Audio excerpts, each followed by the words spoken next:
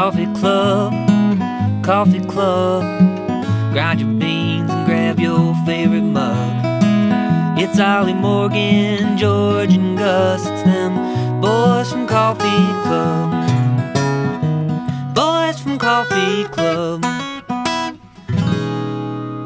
Hello, everybody, and welcome back to the Coffee Club podcast. Today, it's just George and I. Ollie has, as you guys were all listening last week, I know, and you guys know Ollie's exact travel schedule. He's made his way down under, back to Australia, little holiday, and sort out his visa. So today, it's just George and I in the studio, and George is fresh off a flight, arriving back in Devon around 6 a.m. this morning, I believe. How are we feeling?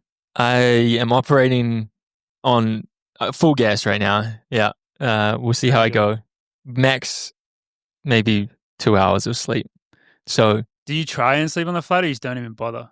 No, I tried. It was fucking uncomfortable. No upgrade in sight, and it's also it's like, how long is it? It's not long at all. Yeah, it's not really long. It was only I think it was under 6 hours. Yeah, that's hard. We got a fat tailwind on the way back.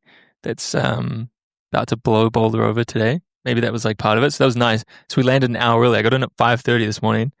Sheesh. Had time to go home for a coffee and some toast, and then straight to practice.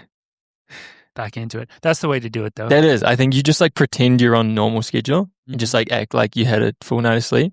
And then the tiredness catches up with you later and you just power through for as long as you can. I think I'm best sleep of my life tonight, I think. You're going to enjoy that. But yeah, I felt shocking off the plane. Yeah. But nice to be back in Boulder. Albeit briefly. Yeah. Wait, you're leaving? I'm leaving for Christmas. Yeah. To where? I know we're gonna have to. We need to record ASAP again. Wait, I didn't know Christmas episode. All right, we got some catching up to do, I guess. Going to Mexico for Christmas. Really? Mm-hmm. That's crazy. Which part of Mexico? Just a beach December. It's called Sayulita. I've never been. On the Pacific coast, down south-ish, but not as far as Oaxaca or those places. Maybe it's kind of middle, actually. I don't know why I asked that question. I know nothing about the geography of Mexico. I guess the only I know where Cancun is. Other side. Cancun's Gulf Coast, right? Yeah, that's way over there. Opposite. Makes sense. That's all I got for you. I don't know anything else. Hopefully it's cheaper than Hawaii. Oh, yeah. Hawaii's insane. I guess it's the prime tourist destination, right? And everything, and getting stuff there it's a pretty secluded island as well, is it not? Yeah, maybe not super accessible for supplies and the like, but it is crazy. Yeah, I don't know how you live there. It's tough. Well, unfortunately, I think a lot of I don't know if we want to get into this in this episode. I think a lot of the locals, that's exactly the problems that they struggle with. Because they moved to Seattle, which is obviously one of America's mainland's most expensive cities, and I think there's cheap. Still cheaper. Yeah, it's nuts over there. Tough. But we'll get into that. Yeah, we got all the Hawaii to catch up on. We have some other fun stuff. We might give Eurocross a little mention. That course looked really exciting. I don't know if you saw that. Lots of turns. Lots of turns, and then we have the big grand sham, the grand scam, whatever you want to call it. Finally, the bankruptcy news is. I think Ollie's going to be really sad that he's missing this. He really is. We'll have to give this another run when he's back, so he can really let us know how he feels. But the bankruptcy files, the Grand Slam files, have been released, and they're not great. I mean, they're essentially to be expected, but it's happened, and there's some fallout from that, which we will be covering, breaking down episodes. So that's going to be fun. It's going to be very fun. Yeah, last week there was. Hey, what other races?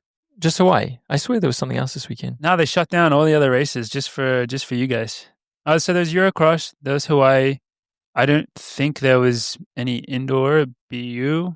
And that was the week before. Yeah. There was a lot the week before that we didn't cover because we had too much last week. Maybe that's what I was thinking of. Possibly. But the Michael Langen experience. Dude, strap in for that. It's going to be a wild ride. It's going to be a fun indoor. Wait, I hope he has outdoors as well. Because why didn't he race cross? I guess, does he not have eligibility? I don't think he had cross. Okay, hopefully. Maybe we get into that at the end. Yeah.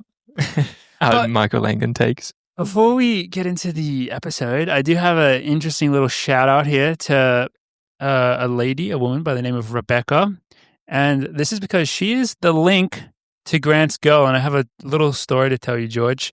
On Saturday, Cynthia and I went to Drew Hunter's Christmas party, which was I heard that amazing. was an absolute blast. Dude, Kevin said it went off. He's just like, Drew is the ultimate host. He goes above and beyond. He's in a tuxedo. He had a mixologist there. Yeah.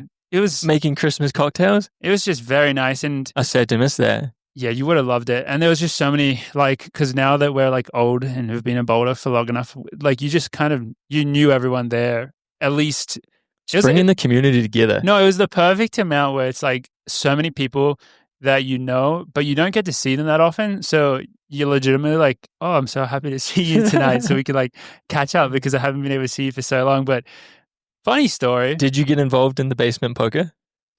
I didn't do that. I think maybe next year. I asked Cinta and she's like, I don't know how to play poker. Like, but we actually didn't even have a chance because there was just so many people essentially to catch up with upstairs. Maybe next time we'll get into that because that sounded really fun.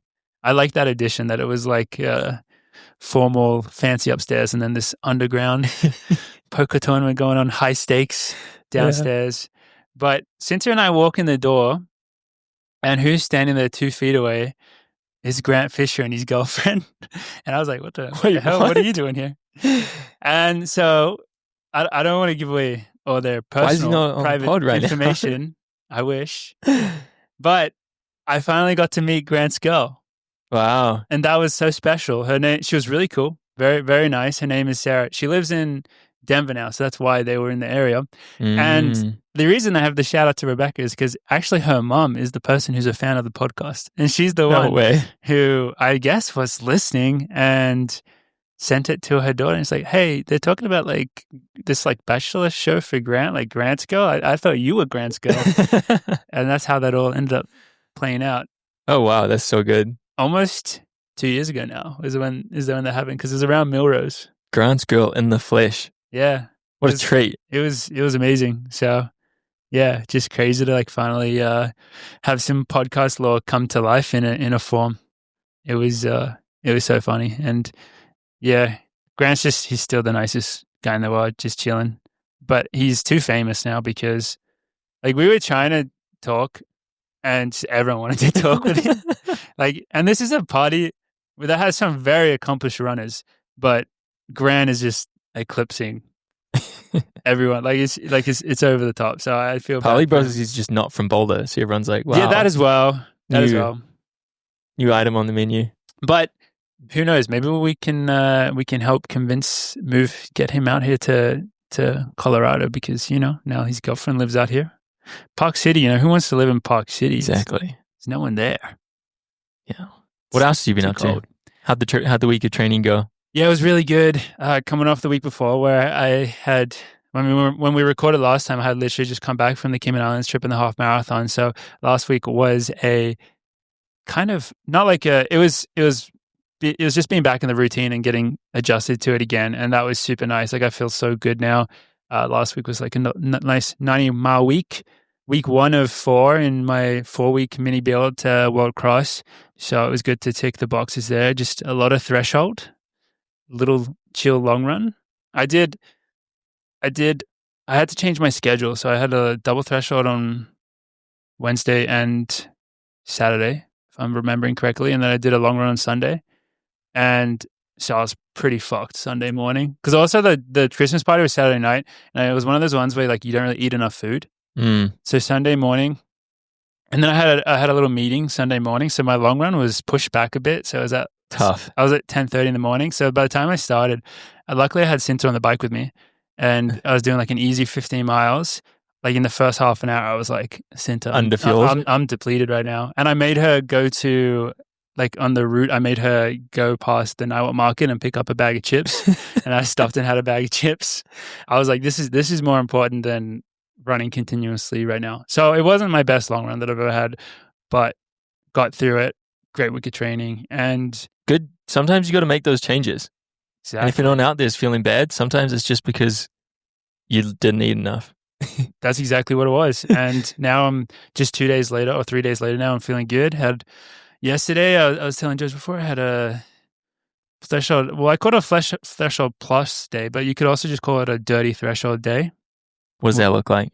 I did 6-minute reps in the morning and then hills in the afternoon, in the evening. Did the classic 2-minute hill reps, getting driven back down, 6 of those, and then 6 by 60 seconds. And on the 2-minute reps, I kept the lactate. I tested after and I was at 3.6. So those were like pretty controlled because it's pretty easy to get your lactate up on a hill. So I had to run really controlled. And then the last 6, I let myself rip it a little bit. And then I got up to, especially the last 2, I went a lot faster and I got it up to 8.5. So it's good getting some work in, just a small amount. Nice. Hey, was there an easy way to spike the lactate if you want to? Yeah, they're very good for that. So without risking too much, without having to rip it on the flat. That's the thing that I always say. It's like 8.5 lactate. If you if you did that on the track, you'd have to run pretty fast. Yeah, you're running hard. Yeah, fast for sure. That's Hills, they do the work for you. Mm-hmm. Especially like a 400-meter hill. That's real, or even a 200-meter hill. That's really easy to get it up. I think that's what the boys did here while we were in Hawaii. They did some longer hills, maybe 90s. Mm-hmm. Got the lactate up a bit. Yeah. Which is kind of the only time, like at this time of year, hills are like the way to run hard without getting into track work yet. I feel like for a lot of people. At least that's how we've been doing it. No, I think that's definitely like a good way to do it. Because before you know it, well, it's kind of crazy. It's December. It's past the midway in December already. It's like January's right there.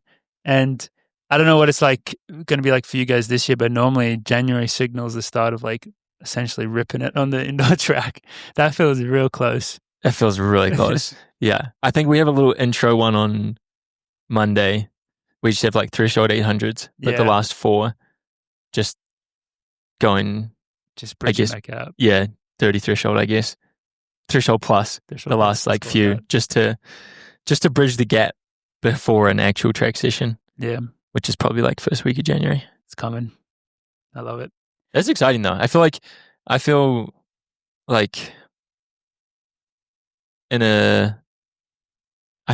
been in a good state of like feeling good about where I'm at with the training in terms of how hard to push and not over the last like month. It's been nice. I feel like I'm more confident than I have been about the like structure of it, which has been nice. Like I felt like I got back in November and I was like, all right, the next month I'm just gonna like patience is just gonna be like the name of the game. Yeah. And I feel like I underran a lot of stuff like all through November, which felt kind of good. Just like knowing that you don't have to push a bunch of stuff to get fit. Mm-hmm. And it kind of just came. Just happens. And just let it come to you. Yeah, all the way up to Hawaii, which was nice. Yeah. And I felt like it put me in a good spot. Yeah. Speaking of Hawaii. Should we cover Hawaii? Let's do it. How was the trip? The Merry Mile. Kalakaua. Merry Mile. Hosted by the great Monties and Jim and some other great race directors. Dude, shout out to them because actually, I don't know why. I didn't realize it was going to be quite like this, but when I flipped on the stream and I saw the field, I'm like, holy fuck, this is like one of the most elite like fields. Dude, they put together an outstanding field this year. Yeah, it was amazing. Very impressive. No, they put on an absolutely stunning meet again. It's really cool. Like we all get put up in a lovely beachfront hotel. We get per diem for the week, which, yeah. So I shouldn't really be complaining about Hawaii prices for food because I mostly got it covered by them. True. Very kind of them. And hung out by the beach, went to the North Shore on Thursday, watched some surfing. Friday, hung out a little closer, technical meeting and all those kind of things. Did some pre-meet on the road, got some road strides in. And then Saturday, bright and early, gun goes off at like 7 something. It's an early start. Pitch black. The sun doesn't come up until like, now I can't remember. It's like later than it is here, I think. Really? No, maybe that doesn't sound right. But it's almost 7 o'clock, I think. Mm-hmm. And they have like 3,000 people run the Citizens Race, beforehand. Epic. Kind of like FitDev. Like FitDev has waves of runners before, and then they just like hang out and watch. So that's kind of how it is here. There's just one race though. I think I was talking about it because KO was running. Yeah. Got what the dub. happened? Oh, he won? Yeah, took down Caleb. Caleb defending was there. champ Caleb Easton. Big battle. Yeah, Caleb took it with like 400 to go apparently, and KO kicked him down to run like 4:17 or something. I Love think. that. So the local legend got it done, and so then there's just heaps of people hanging out afterwards to watch the elite race, which is really fun because then they just like line the course. And Yeah, can I say during this time, the stream has already started. They actually do a really good job at covering it. And shout out to everyone who was on the Coffee Club version of the live stream. dude, we got a bunch of people on there. It was great vibes in there. The biggest takeaway is that everyone, I don't know if this has gotten back to you, Ollie, yet, but there was a lot of talk about trying to get a pair of race-worn socks. So I don't know if you still have those, if you've washed them yet. Hopefully not. Or they might have just gone through the wash this morning, unfortunately. It's too bad. Missed I'm trying to think opportunity. which ones I ran in. Yeah, they probably were pretty gross because it's very humid in Hawaii. And I did a very long workout after the race. Yeah, but the coverage leading into it is pretty sick. Like they have a full half an hour essentially leading into the race of the drone footage is sick too. Yeah. Right along the beach, and it was actually a beautiful morning. It was supposed to be like rainy and cloudy, but ended up like raining in the afternoon, but was good in the morning. A beautiful sunny morning. Mm-hmm. And so the day before, technical meeting, they just like run through, for anyone who hasn't been, talk about like the gap we got to women, 31 seconds this year, one less than last year. And they talk about the prize money, which was insane. $10,000 Oh yeah, for the overall winner. For the overall winner. Yeah, that's big. Amazing. The same as Red Dead Diamond League. Yeah. So shout out for putting out a huge prize purse. Another 10,000 bonus for the world record, if anyone was so bold. What was the women's record? 420. Okay. She was really close. Wow, okay. Yeah. They, I guess one thing against the stream. Yeah. The clock was dude. very, Brutal. very off. It was almost better. It was so off. Yeah. Instead of like 1 second off. I was very confused. It was just not even, at certain points. It was not even close. Watching the stream. So that was unfortunate because it is kind of nice to have the clock, especially on the road marks. Like you don't even know where anyone is, but you can look at the clock and say, okay, 400 to go, maybe. Mm-hmm.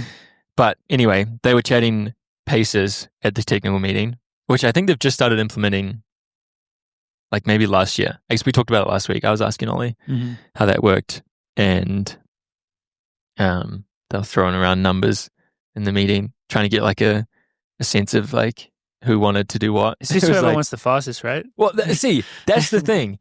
I think it should be like, there should be like a tier of like who gets to choose this thing. And it shouldn't just be whoever wants the lowest number. Like it should be like someone gets some seniority here. No, I think it's whoever wants the fastest.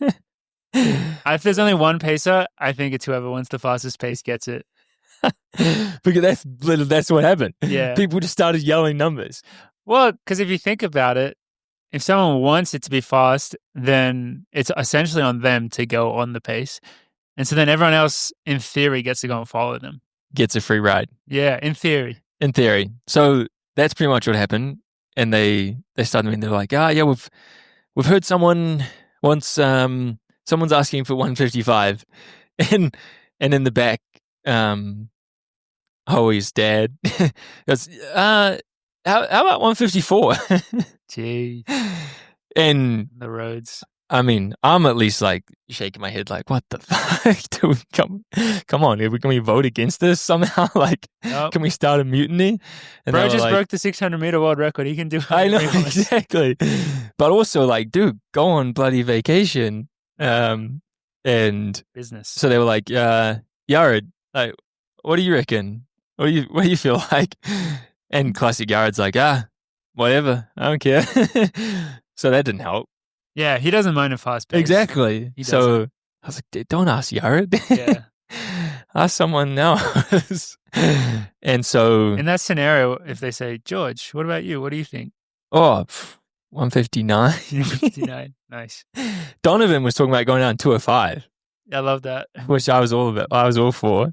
but he was sandbagging. He Yeah. was pretending he was unfit. Yeah, he looked good. He looked amazing. He looked really good. He was full of shit. I mean, everyone looked really good, to be fair. Apparently, he's been training about twice a week. So he's for Donovan. That's a big fall. Yeah, that's big fall. Probably getting in 15, 20 miles a week. Yeah.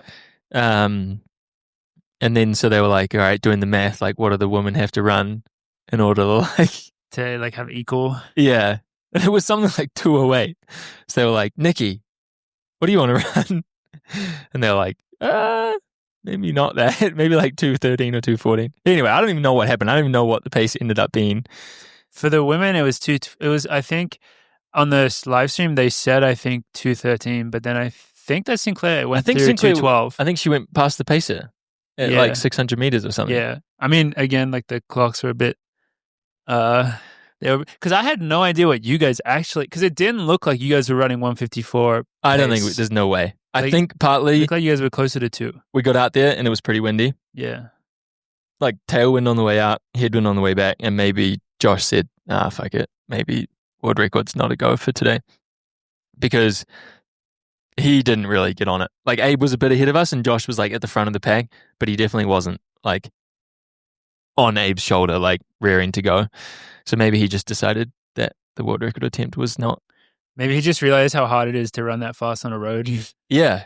And credit to him, he still ran really fast. Yeah, and he still really won. well. Yeah, he still was the fastest guy. Ran 3:54, which I think is like the second fastest time ever, maybe behind Chess. That's very fast. I think it's fastest time for a few years. So actually, yeah, he ran really good still. Mm-hmm.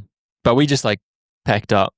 The women, Sinclair splintered the field. They got after it. Out. And I actually had a great time, which was nice because I enjoyed it last time, but like last time I just felt out of, like it was such a shock to the system that I just felt like the pace was just like another step away from where I was at. And I felt like I ran like the second half on my own last time, like kind of off the back a little bit, ended up running 4 flat and feeling like, fucking hell, that like felt like I was sprinting the whole way. Mm-hmm. And this time, like the pace felt very reachable, which was a nice feeling. Like just kind of chilling in a big pack of us. Like the guys' race was really condensed this year. So every single person broke 4. Like I feel like often there's someone running like 4 or 5 or like what Donovan Brazier claimed. Yeah, basically what he said he was going to do. Yeah. And yeah, instead he was running 3:59 on the road December. So dude is fit. And yeah, felt like it went by really, like suddenly it was like 400 to go and we were all still in a pack. And it was just nice to feel like I was still in the race at that point and I wasn't just like tapped out and just like going all out to just even to stay in the pack. And Josh and Hobbs made a big move, I think, with kind of 400. That's what it looked. It looked Josh like must have closed. Dude, it looked like it was a pack, and then it looked like he just started like sprinting. He might have gone like 3 flat 54. I feel like I wouldn't be surprised if that's how the splits actually looked, because they crushed the last 3 or 400, and I medium crushed it. Just ran hard and got a good effort in, but I felt like maybe there was just like there was a smidge left, which felt like the right way to run it. And what I think I was 8th, 6th. Well, no, maybe I think I was 8th overall. I don't know what that was for men. I think 3 women still beat me. The girls were crushing this year, but ran a New Zealand record, it turns out. Oh, which I found out afterwards, which was mine from 2 years ago. So I guess it does make sense. But yeah, I hadn't thought about that beforehand. Well done. I don't know why no one else has been doing it, I guess. Sam has run some on the road, but I don't know if maybe the New Zealand one is not eligible yet. Hopefully they get it eligible. I don't know if it's fast or not even. But it was nice to run like kind of slightly faster, but mostly just the feel of it. Like I was really happy with. I was trying to work out. Were you in strikes? No, I wore Echo 3s. The old ones. I thought that Yeah. might be it. I was like, there's no way. We actually all wore different shoes. I wore Echo 3s, Ollie wore Boom 4s, and Yared wore Strikes. Yared wore Strikes? I thought he was anti-strike. So did I. And then he pulled them out and I was like, what is this? That's crazy. I thought I went Echo 3s because they're firmer. And I was Echo like, 3s is a good choice. I wasn't sure afterwards though if it was. No? I was texting Jaime and I was like, we got to figure out the perfect road mile shoe by September. Copenhagen, True. world champs. What do you think the perfect And he one goes, is? only if you go for the world record. Nice deal. Do you think it's more like a 99 with some I more think it's super? more like a 99 with a full length plate. Yeah. Because I love the 99, but it definitely is made for training. Yeah. Like that, but with like a plate or something. See, I It's hard to imagine the perfect road mile shoe. I don't think the Echo 3 is a good choice though, because I do my strides in them sometimes and I had to stop wearing them because I think they're too good for strides. Yeah? Like I initially wanted to wear them for strides because I wear 99s for so much other stuff that I wanted a shoe that was similar but just different, just to change it up. And I was like, no, I think these shoes are too super still. I think they're like, I'm cheating on my strides a bit too much. I need to go back to fully like non-super shoe for strides. I think Robert wears them maybe for like 200s. Yep. I've seen him do that. Because he likes that like really direct feel. It's a very good training shoe as well. Yeah, we used to train them a lot. Now they feel so hard compared to everything else we wear. But I also don't know if I would have just if I ran in Strikes, if I would have had like the opposite feeling, being like, these are way too soft to sprint in. Yeah, that turn. So maybe the light spray is the one. I actually think the light spray would have been good for like firmness, but I just don't know. I was scared about the corner. Yeah, that would be The 180 at top speed in the light spray. It is without testing it. Maybe it would have been fine. Test some 180-degree turns. Yeah, the shoes in training. I'm hoping Worlds will be like round the block, but it won't be 180 degrees. Worlds, rather than having one 180-degree, will probably have 12 90 degrees. Yeah, maybe not 12, maybe but it'll be 3. like a bunch of blocks. It'll be like a big block. Yeah, that's what it was. I think last time. But I really want to run Copenhagen Road Mile in September, especially after that. I think it'd be a really fun way to end the year. I want to be in the 5K there. That's my goal. Let's do it. Copenhagen. Sounds like an amazing place to go race. Exactly. I know. Yeah, I'm excited. So, yeah. The year I ran like 2 years ago, felt bad, ran 4 flat, and was world champ like 2 months later. So yeah, you were probably in the best shape of your life a month or two after that. Yeah, I think I was. At Milrose, like your shape there was pretty crazy. So I think I'm in a good spot to take on the next like 6 weeks or just like the indoor season. I'm really excited for. Like I feel like especially the way I kind of approached the fall, but I think the guys were really sensible this year. Like in taking things pretty slow. Like once I got to 300 meters, that was the fastest 300 to a mile I'd run since Worlds. Like we've done some 200s faster than that. Like we run a bunch of 28s, 27 200s just all year round. It's just like speed economy. Like that's just always going to be good for you. But we've done nothing over that distance. So it thought it could have been a bigger shock to the system than it was, and so to feel pretty comfy doing that is exciting. And then you tell us about that workout. And then what was it? We just did some Ks. Oh, nice. On the track. Nico and Hobbs hopped in, and then we got kicked off the track. Really? Yeah. It's actually really annoying. That's like the one thing. Actually, my one suggestion for the meet is like track access needs to be like part of the Hawaii Mile. Just because almost for the hour after, almost every single person is trying to work out afterwards. Like, this is the time of year that like the workout is almost more important than the race. Like everyone is training right now, and so like most of the people are working out in some capacity afterwards. Whether it's on the dirt track there, some people just stayed around the park and did some road loops. I was seeing some people doing some tempo stuff. We tried to go to a real track. We got through 6Ks, and then me and Ollie got kicked off. And we just finished them on the canal. But nothing too crazy. Fair enough. And then, a couple of days hanging out, and now back in Boulder to get the rest of the year going. I'm very excited for indoors now. I missed it last year. Yeah.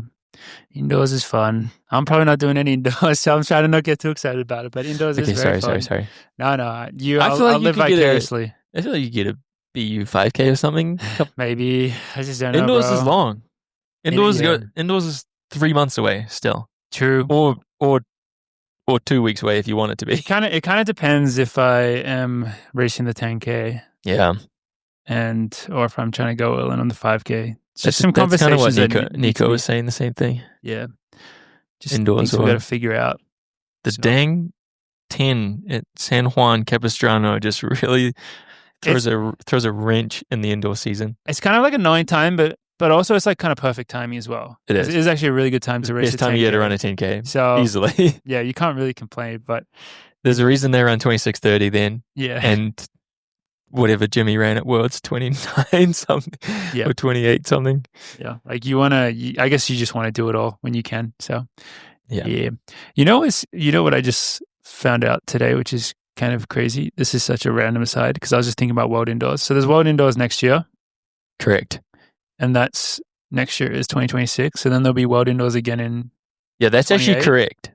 2026 is the right year for it to be. yeah. But you know It's- what's weird? So there's World Cross also next year, which is the wrong year for it to be. Yeah, I feel like World Cross and World Indoors are supposed to be So World Cross Opposites. apparently is meant to be on odd years, but then for some undisclosed reason, they're skipping 2027 World Cross. So after this World Cross, it's not going to be until 2029. Isn't so that? 2026 January Yeah, and then 2029. exactly. Isn't that kind of What? wild? Yeah, I don't know. I don't know why they're skipping 2027. And maybe, I mean, that's a lot of time. So maybe it'll, Did they just have like Change. 3 in a row? yeah. So then they're skipping. But there's no reason to ever skip it unless like no one can really host it financially. Like, fuck, it used to be every year. Did it? Yeah, back in the day. Not that long ago, to be fair. It makes sense that World Indoors is even years, Cross, similar time of year, odd years. Yeah. I mean, I guess it all Isn't comes European down to finance. Cross is every year though, right? That is. Yeah, that's just every single year, Huh. which is cool because it just caps off. Like for them, it just and it's always, I think, in December. So for them, it caps off a good like cross season that they have over there.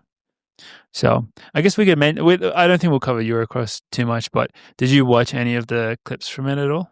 Did you see anything? Just Jimmy The finish? stumbling before the line. Okay. And then looking so sad. This is the only thing that I wanted to ask. So Thierry, I think that's how you say his name, got the win, and he's an amazing. He's so good. Like He is. he's so good. But like He's always been good at cross too. They were saying it was an upset, and that's because Jimmy is the current world and Diamond League champion. So I guess technically it is. But if you know cross, you know your cross. It's actually not really that big of an upset, I would say.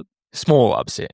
But okay, do you think that Jimmy like actually stumbled? I think that was him like giving up because he knew I that thought it Thierry looked had the kinda better weird. line, and it was a really short in between that turn and the finish. Mhm. So I think that was him just like being a bit dramatic. That was my take on it. But It everyone was- was saying that he stumbled. It was very dramatic either way. And then his like jog to the line, like looking around, looking all mad. Yeah, uh I guess we'll never know. maybe he was just going so hard that he stumbled. I don't know. Well, I mean, I'll ask him about it one day. Yeah, when I see him in Tallahassee. True. Mid race, you can ask him. Yeah, it's gonna be You'll fun. have to ask him in French though. True, dude. Did I tell you about when I tried to speak to him in English one time and make a joke, and he just didn't work? No English at all. I just chatted to him through Mike Foppen. My translator. Nice. Yeah. That's good. But Yeah. yeah, he's funny though. But also, Eurocross the race was, I think it was like 17 or 18 minutes. So I don't know what the distance was, but it was quite short. I could be Do they wrong on only do a that. 6K? I think they can just do whatever the fuck they want. It's Just- definitely not always that short. I just think pick it's a pretty random short this year. distance. I might be wrong on that. So let's just move on because I don't know. I don't want to be wrong. Okay. Yeah, Eurocross. It was cool. It looked cool. It looked very pretty. I think there was a lot of complaints about the course because it was really narrow and like windy turns, but it looked sick. So good on you, Portugal, for hosting that. But I think it's now I think we can start getting into all this Grand Slam news because there are quite a few layers to unpack. And as we mentioned at the top of the show, the big thing, we haven't talked, so Grand Slam has been sliding downhill ever since they cancelled their LA meet, and it's not looked good. I mean, there's been a couple of moments, a couple of glimmers of hope, but things have been going in this direction, and it seems like essentially the final nail in the coffin has occurred in this past week as the bankruptcy files have been, I don't know the legal terms for all this stuff, but have been, I don't know, they're public, they've been processed or whatever, and so that was scary. Yeah, I don't know what that noise was. Don't you file for bankruptcy? Yeah, I guess I mean filed. Maybe that's the correct term. Because like, what company just filed for bankruptcy but is like still operating?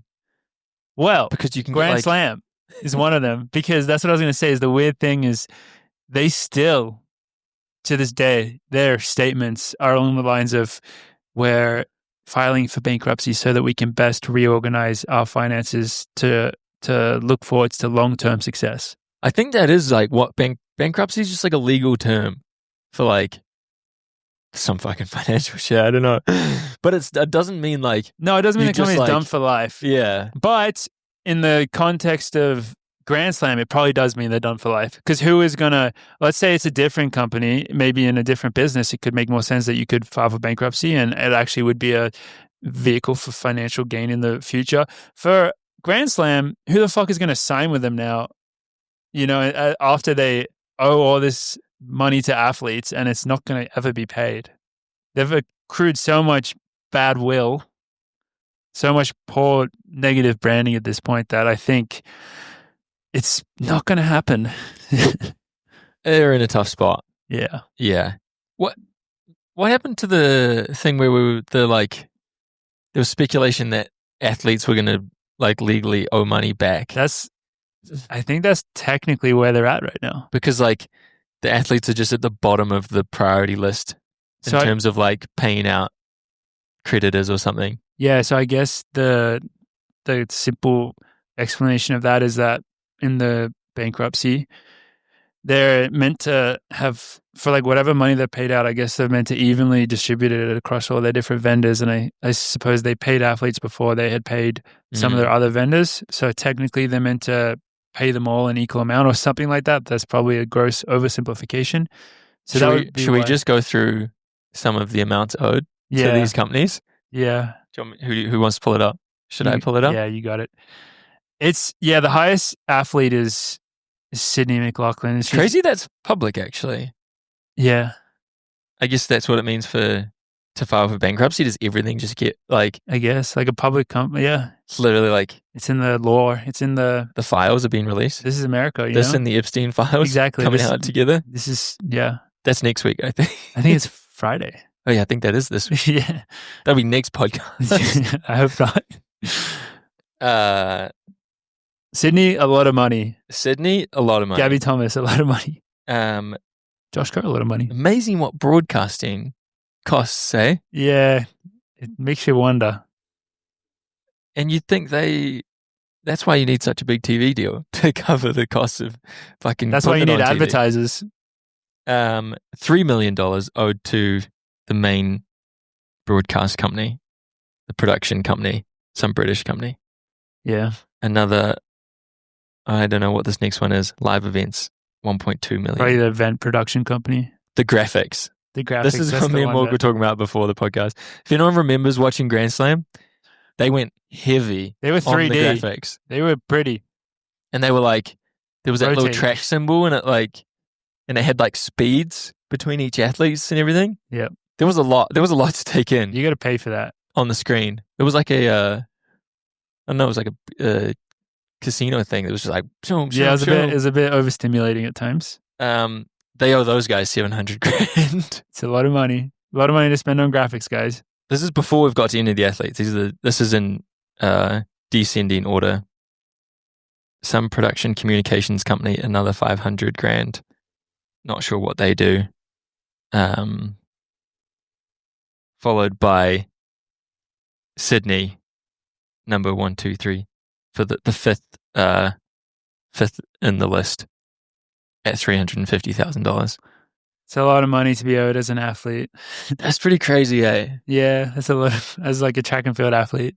Just conceptualizing that you're owed $350K Yeah. and you're never going to probably get it. Yeah. I mean, the thing is, which is obvious, is that the athletes that are owed the most are also, they're also making the most already, but it is still track and field. It's not like the golfers or tennis players or footballers making hundreds of millions. And it's money that they were promised. Yeah. They signed contracts to get paid that. Like Hopefully they didn't spend it already. Maybe they have. For their sakes. Lots of legal services. Those are going up right now. Yeah, that one's probably going up still. It's going to be at the top soon. 500 in marketing. And then citrus. That's the big one that a lot of people are talking about. That's quite high on the list. Higher than every athlete other than Sydney. What's their number? 272,915. That could have been us.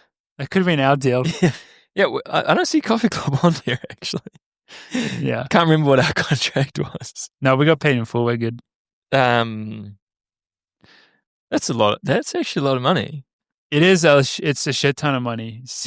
And yeah, so they're copping it online right now. We were talking about it a bit before because people are feeling like a media company should not be taking so much money from an event that they are covering, but we're going to break down why it actually does make sense. I think people are offended because they're used to seeing Citrus post about anything and everything, assuming that it's all equal. Like, Citius will post results from this marathon and this race and give it a graphic. Or if like a drug NCAA's cheat gets announced. News. They post everything. And so they post a lot of stuff that looks like news. No, they post a lot of stuff that is news. And they post a lot of stuff that looks like journalism. And so people, I think, as George is saying, are offended that they have been lied to because, journalism, normally it's meant to be impartial. You wouldn't be taking money from something that you're covering. However, we have some bad news for you guys. They're not journalists. They're a media company. And people are saying that they should have announced that they had this partnership. Like they weren't like at the forthcoming enough with that information. But guys, come on. If you, I guess not everybody knows how the money works in this sport from a media standpoint. So there are some fundamental lessons that we have to maybe explain it. But go on Citrus Mag, and look at all their posts and look at them announcing a bunch of NIL deals. Look at them. I think I unfollowed Citrus during the high school New Balance Nationals thing. Yeah.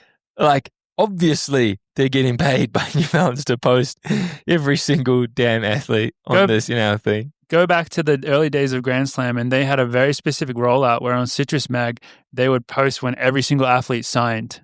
Do you remember that? They would announce. Oh, they were like the announcement platform, right? Yeah. So apart from us. Yeah, apart from us. So if you take your mind back to that time, it was very obvious that they were getting paid to make all those posts. You would imagine. So the fact that I can see it from both sides. Yeah. If you just like follow Citrus loosely and just like, I don't know, and you don't overthink it, or you're not as in the sport as much, I can see how you would just think that it's normal for them to be. Yeah, they're just covering news. But and so I can see it both ways. I see why people are offended, but I also think that they have, I guess, a right to do what they did, operate how they did. Yeah, no. But don't be that offended. They didn't get paid anyway. Yeah, don't worry. They got screwed. They did all this work for nothing. So it's fine. Everyone wins. Well, actually, no. A lot everyone of loses mostly. Yeah. But if you were mad at them, you kind of won. If you want to look at it like that. Exactly. That's a great spin on it.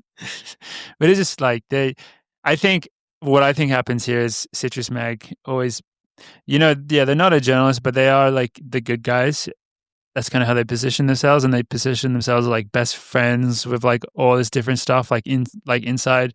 And so whenever you have a entity that positions themselves like that, people are ready to come at you with pitchforks if there's any sniff of misconduct. And that's unfortunately that's the branding that Citrus Mag has. Like people would tear them apart for anything that feels like a violation of like the trust that they've given them, because they tried to seem like this super trustworthy entity, but they're not. They're a company just like everyone else, just like, us, super money hungry we are. Maybe they're a little more money hungry, but yeah, they're just another company, guys. So they're trying to get paid. Freaking capitalists. Yeah, it's kind of like, it's like a classic, like, finding out Santa isn't real type disillusionment. It's like, yeah, guys, they're go on their Instagram and like look at their posts, and like most of them are probably someone's paying for them. It's sad. Not covering the sport for free. That's the reality. And is anyone though? Money. We kind of are. Yeah, actually, like we make some money, but we don't make very much for the amount of coverage that we give it. I don't know, like we didn't make the top 20 list, I tell you that much. Yeah, we're sitting at 21. There definitely are a lot of people out there who are very like independent journalists who, everyone still has to find, if they're going to do it as a job, they still have to find a way to make money through advertising or through memberships, subscriptions. If you make money through like memberships and subscriptions and advertising, and you're like a real journalist, that is, I guess, a different thing to how Citrus makes money as a media company, doing a lot of paid advertising. It's like they're just doing a lot of paid advertising. That's literally what their business model is. And yeah, I agree with you, George. I can see both ways, because it's like, yeah, like maybe it's not the sexiest thing to admit that. Be like, yeah, like we do a lot of paid advertising. That's how we make money.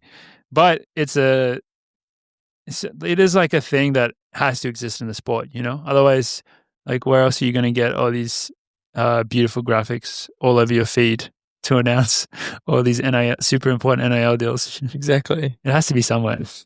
And this is where it exists.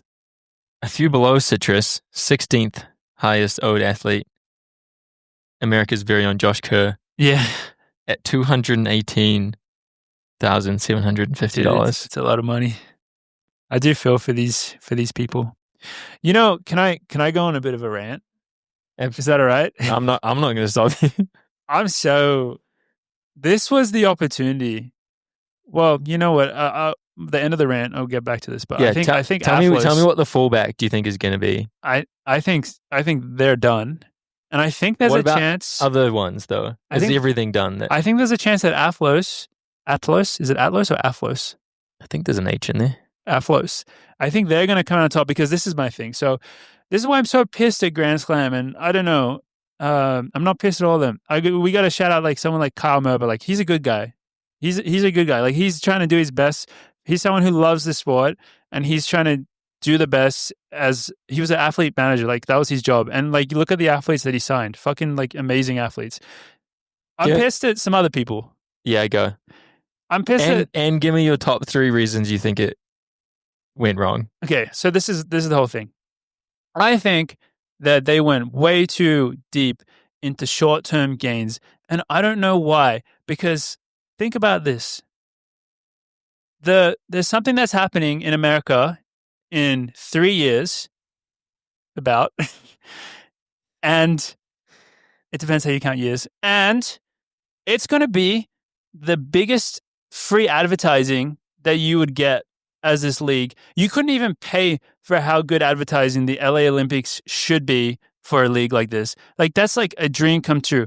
Everything about this league should have been with a long-term view of surrounding LA Olympics, because that's going to have such a big impact on track and field in this country. And there is no real competition from the Diamond League in America.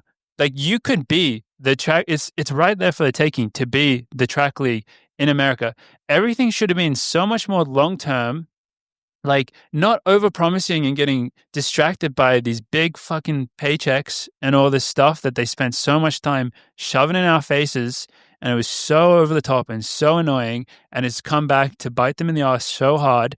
Everything should have started off. This is why I do give like athletes credit. It's like they're like, okay, we just did like one meet this year. Let's start there. and let's build. Let's try to do something that is actually repeatable and can be consistent, because it should be growing every year up until 2028, because the amount of coverage that track and field is going to have in this country is never going to be higher than LA 28 potentially. And that is going to have a ripple effect through all of us. Every single person that's involved in the sport is going to benefit massively from that. And the league should have benefited massively from that. So if they had a much more longer term, slow rollout, more chill, not try to go so over the top with all this flashy stuff. And let's say, even if they'd done one league in the, just give people one meet, in the first year, and give people like a little taster, and then you did 2 meets or up to 4 meets the next year. Like, just long term, guys, I don't see how it's possible. Like, I don't see how it's possible for them to fail so quickly. I in my head, when you have in mind that this Olympics is happening in 28 in the same country, you should have everything should be planned out long term. You should be okay with losing literally millions of dollars in the first year. Like, you should be setting yourself up for that long term goal. And I don't know where that went wrong exactly. Like, we're not there at these business meetings and stuff, but... Well, they were okay with losing them. That part, that's the part they nailed, actually. Like, I don't know how they possibly set themselves up to lose so much money so quickly. It seems like it must be so short-term. Like, a normal investing timeline in a company is 5 to 10 years. Like, it's not weird in the world in this capital country for investors to wait to get returns. I don't know what they were promising, what MJ was promising, that they were pulling out so quickly, but they jumped so far ahead of the gun. Yeah. And they screwed it. And now they screwed it for probably a lot of other leagues. Athlos works because it's backed by a freaking billionaire who can, like, he can just do things the way he wants, and he doesn't have, but dude, that's my big rant, is like, it should have been all about the Olympics, biggest free advertising you get in this country. It shouldn't have been that, like, obviously it's going to be complicated and it's going to be hard, but it's actually not in some ways. Like, track meets exist. It's it's like, I mean, you guys are doing it different in a cool way. And yeah, like, I think you could point at some of the events that they chose as reasons, but why it failed. But I think they went too hard, too early, essentially. And it's so sad because, yeah, it could have been something long term. And now it's not. And it just makes it harder for something else to do that. Yeah, they said go big or go home, and they didn't go big.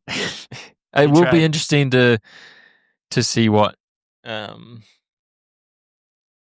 next attempt by someone to, like, break into the track meet world in terms of shaking things up a bit, like an Athlos or something. Yeah. And well, yeah, I mean, Athlos is doing it. They are, yeah. And on a smaller, much more manageable scale, like you said. And it seems like, yeah, something as big as this might just never happen again in terms of money thrown around, numbers, this many meets, they're going to be this big. Mm-hmm. Yeah. I think they fucked it early.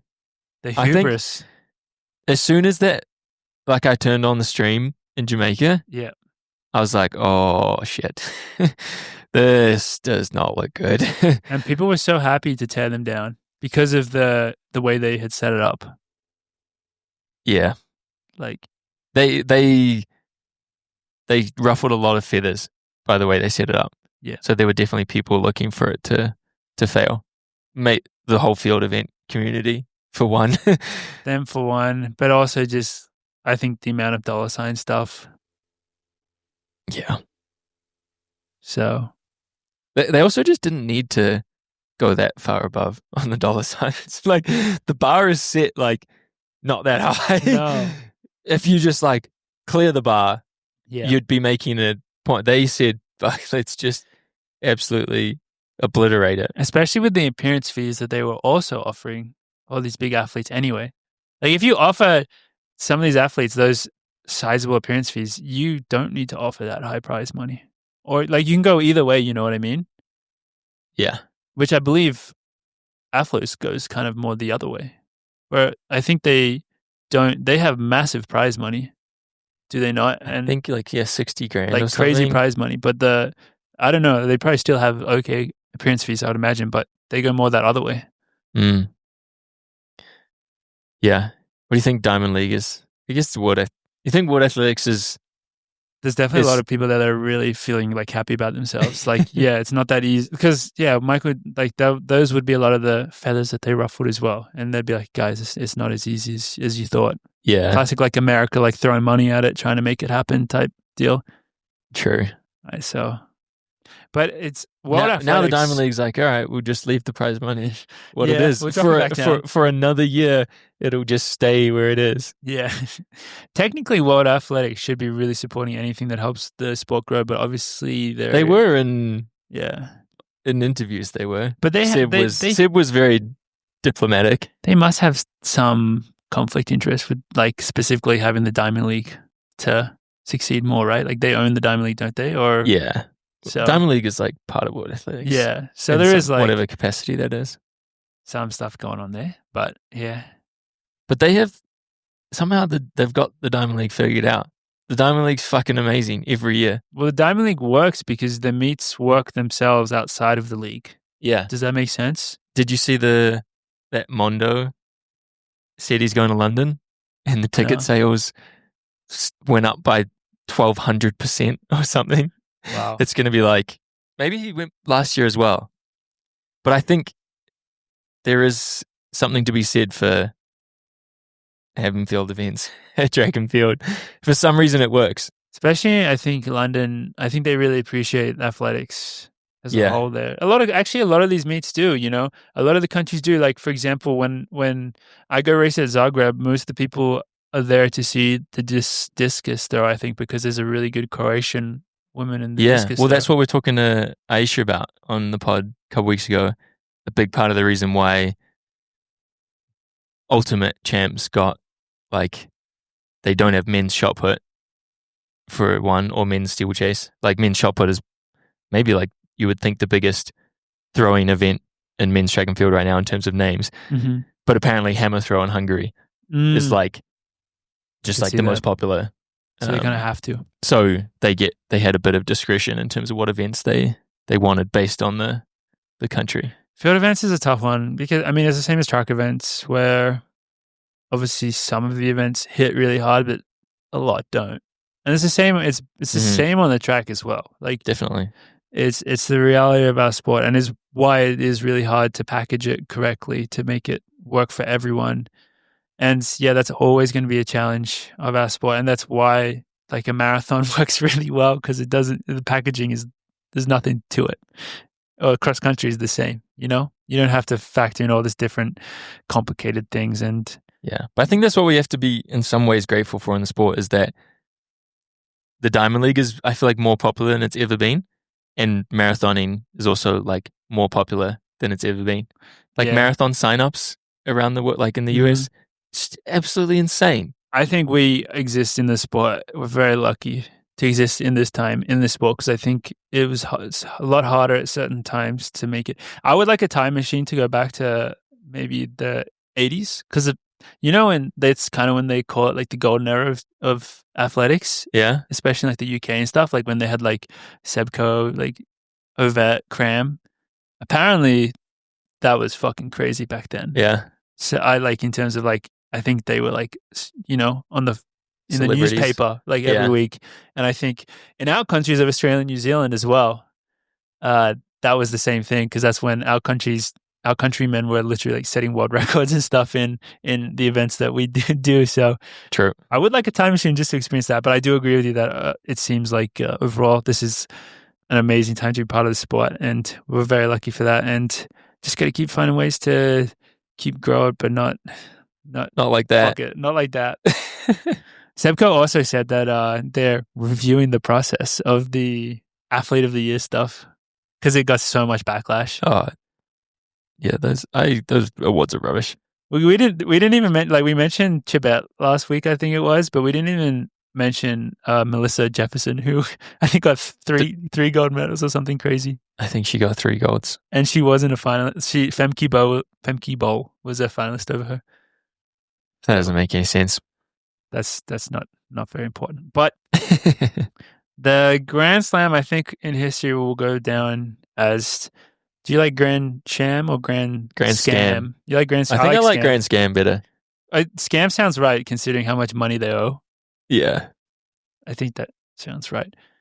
I wonder if anyone actually like made good money from it. Probably not. Probably everyone involved lost. I think that is why another reason why people feel a bit betrayed seeing like, sorry, this is back to like the Citrus Mag stuff, is because then you realize like if it had succeeded, they probably would have got paid so much money like across like the next like, because it probably would have just got paid more money each year.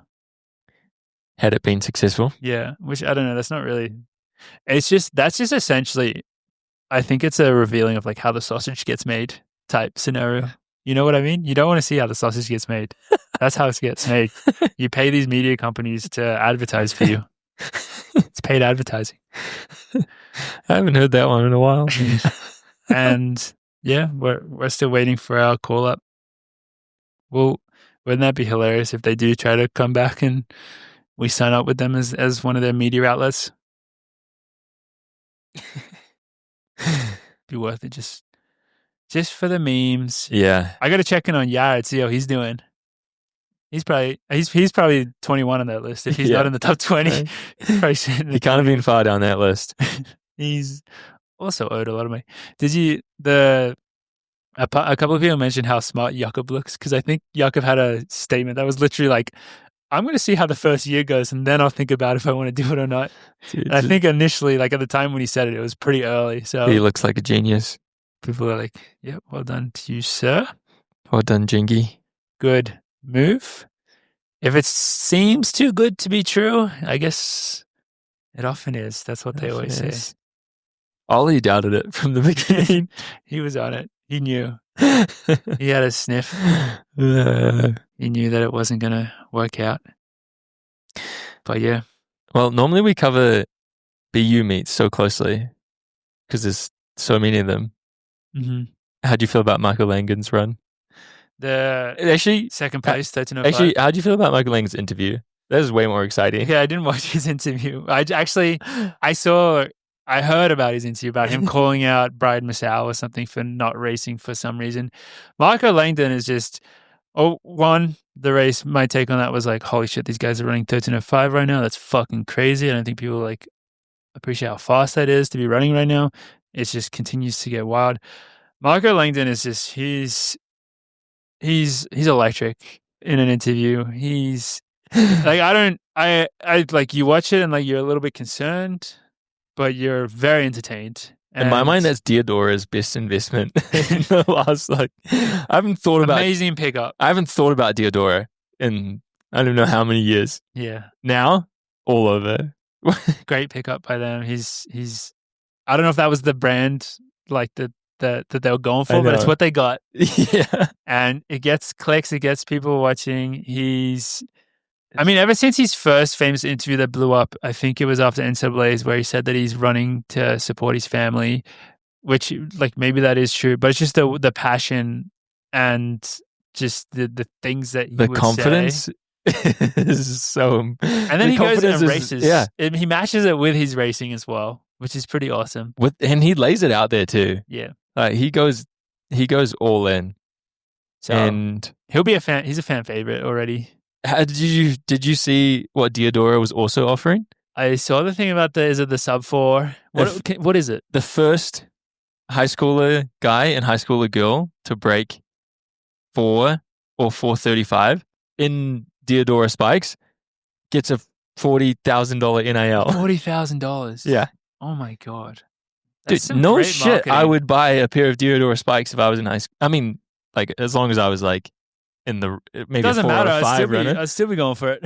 Everyone's going to be in Deodora spikes. It's genius. Yeah, that's legendary. 40 grand? That's a lot of money. For high schoolers break 4 every year. Like someone's getting that. It's going to happen. And a girl. I don't know what girls normally run. They can definitely run that. But they have to be very fast. But Deodora's crushing. Good for them. Like a brand that we didn't even like remember existed. Especially not in running. No. Do you think they have are they Italian? Yeah. Do they have a US office? They must. It's probably at Marco's house in New Jersey. probably just out of his basement. It's actually him. Yeah. he's Here's their whole paying himself. North America. Yeah. No, I mean, I didn't watch. What was the interview like? Like, what It did was he actually just ridiculous. He was just saying how he's going to be on March. He had the date in his whatever NCAA's. say? Instead of $1 million? Yeah, on that date in March, he's going to be the best, and I don't know, everyone else can come race him or something. And he was Dude. calling people out for dodging, and then he said something about Gary's fat ass. He literally in the race that he was like trying to get around. It was just ridiculous. Dude, it's either going to go really well for him or like it's not. It's like it's all going to blow up at some point. You know what I mean? Like it could be a situation, a classic end of Blade Runner situation, like the light that burns twice as bright, burns twice as fast, half as long. Oh, I don't know the Blade Runner quote. I think something like that makes sense. Yeah. It could be that situation. I'm getting it. But dude, well, as a fan of the sport, hell yeah, let's get more crazy people from the East Coast involved. Yeah. I can't wait for the rest of the indoor season. Yeah. Awesome. Well, is there anything else that we haven't covered yet today? We got to be actually we're meant to do it last week, but we didn't. Got to give a big shout out to Sam Ruth. So we didn't cover. We talked about him pre-podcast last week, I think, but on the podcast, he had just come off his what was his Kiwi double? Sam Ruth, 16 now, ripe old age of 16 at New Zealand secondary schools, basically high school nationals in New Zealand. Did a ridiculous double of 338 and 146 on consecutive days, both like under 17, 18, 19, and 20 New Zealand records, I think. There was like so many numbers with a U in front of it. I think it was all the way up to under 20 records in both those events. Both from, like it was nationals, so they were both solo from the front. Yeah, real which is also races. In the middle of the day, because that's how you do high school nationals. Yeah, it's always windy. It was on my home track. Oh, so no way. It's definitely windy. It's windy there. So dude's crushing. Yeah. These kids making us feel real old. I wonder, like, that must just get so hard to like space out at some point. How you're looking for? You're like, oh, I'm already around 146. How am I gonna? Yeah, it almost like is cruel to him because then you're thrust into the spotlight with so much pressure, and it's like, yeah, what do you do? Hope he handles pressure well. Because most 16-year-olds, you just race like every weekend or second weekend, and you just run like it doesn't matter what you do when you're 16, essentially. Yeah, hopefully he still operates like that and just does random races. Yeah. Like I wonder if he's trying to like qualify for. Is he going to Com Games at age like 16? Dude, the thing is, it's insane. He does seem like that type of guy, right? I would say. He seems like these young guys seem. It's almost like Cam Myers. Like they get real professional, real young. Some of them. I guess this is what Cam kind of looked like. He was like a 338 guy, and then all of a sudden he was 329 guy. Yeah, because at that age you can get 8 seconds quicker in a year. Yeah, and it's not that crazy. So we'll see if he's on that Cam Myers trajectory. Yeah, that'd be wild. But good on you, Sam. Yeah, Ruth. well done down there. The Sams. Yeah, just dominating New Zealand track down there. They really are. It's awesome to see. Lots of excitement. But yeah, guys, that's it's just been a nice little George and Morgan episode for episode 211 of the pod. I don't think I said that at the start. Taking off the numbers. Please let us know in the comments what you guys think about the Grand Scam, because we know that you guys, as fans of the sport, will have a lot to say about it as well, and your takes on all the different things. It's very entertaining to read. But yeah, guys, thank you so much for listening to another episode of the show. This has been the Coffee Club Podcast, episode 211, and we look forward to seeing you guys all again next week. See ya.